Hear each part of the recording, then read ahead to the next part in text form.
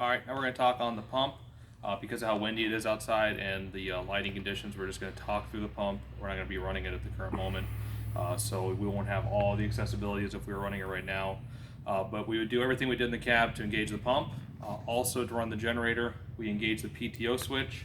We come to our generator control unit here, and there's an off and on switch. You just press the on off. This has no PTO present right now, but that is what we would press.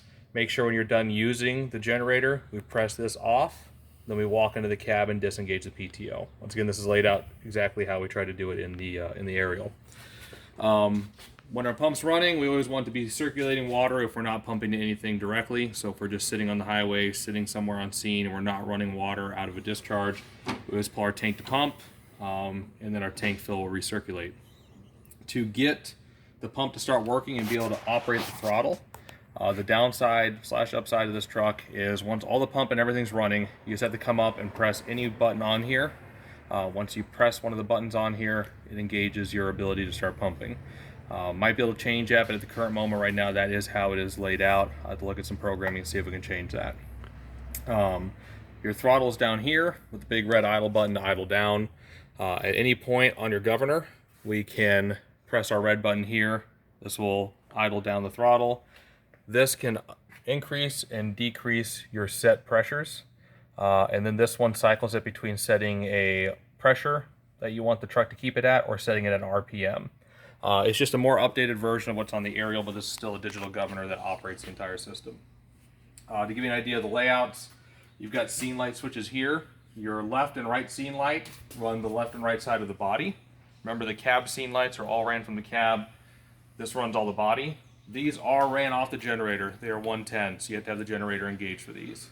The rear scene light is a DC scene light. As you can see, it engages it back there. Fourth switch has nothing right now, just an empty spot. We have discharge 2, which is a 2.5 discharge on the passenger side. Right rear discharge, anything that has a little indicator here, looks like bubbles. You'll see it on multiple discharges on here. That means it's foam enabled. All 3 crosslays are foam enabled, and the right rear discharge, I believe, are the only ones that are enabled. We're waiting for foam to come in, but this is your foam level here, and your foam operation system is here. And there's also step-by-step instructions how to run the Foam Pro. Tells you about how to turn it on, how to change your percentage settings. So if you have any doubt, any question, look up here. It walks you through how to do your Foam Pro system. Remember, you can only run it through the lines that are indicated with the bubbles. So back to our discharges, we have right rear discharge. That is obviously self-explanatory, our officer side rear discharge. Left rear discharge will be the driver side rear discharge that is not foam capable. Speedlay 1 is going to be our crosslay here. Speedlay 2 is our crosslay here. To get to your crosslays is just a bungee cord holding things down. The hose we got was a little tight to get everything in here. At the current moment, in April 2020, these are only 150 foot crosslays, as well as the top 3-inch only being 150 foot.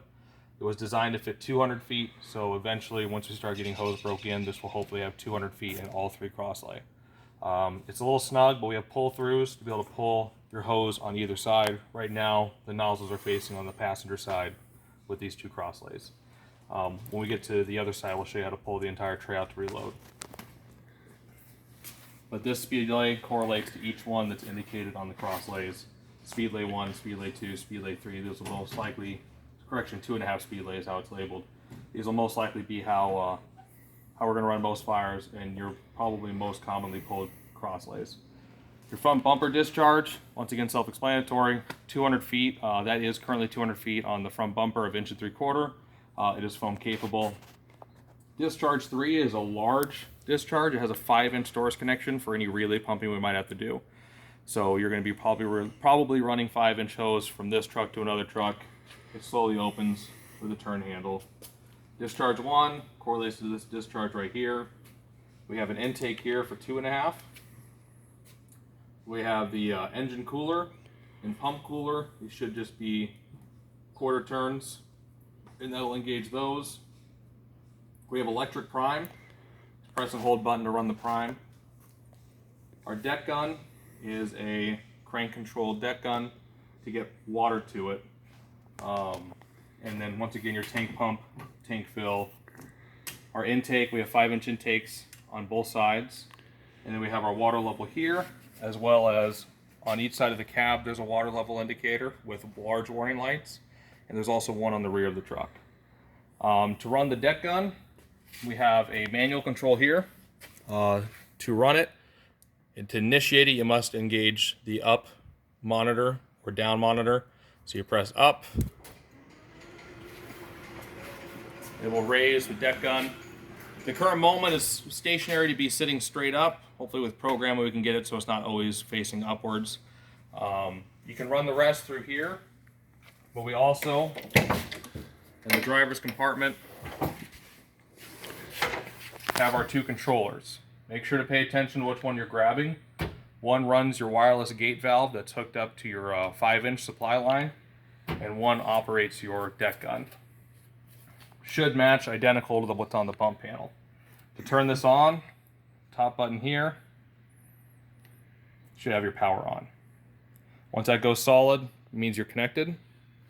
So now from here, I can operate my deck gun.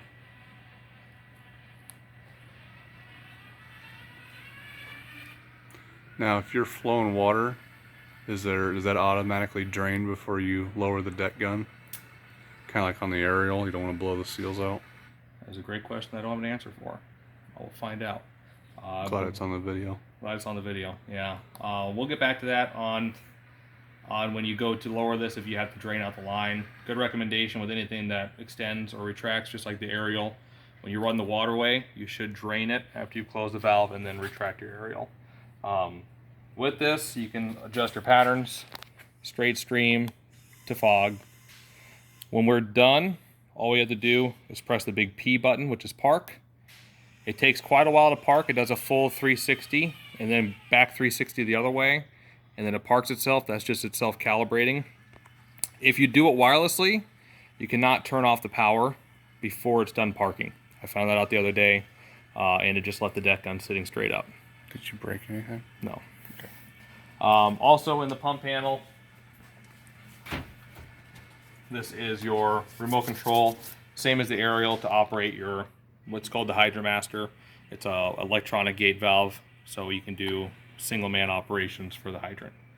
That should be it to cover the pump panel at the moment. We'll move on to the body next.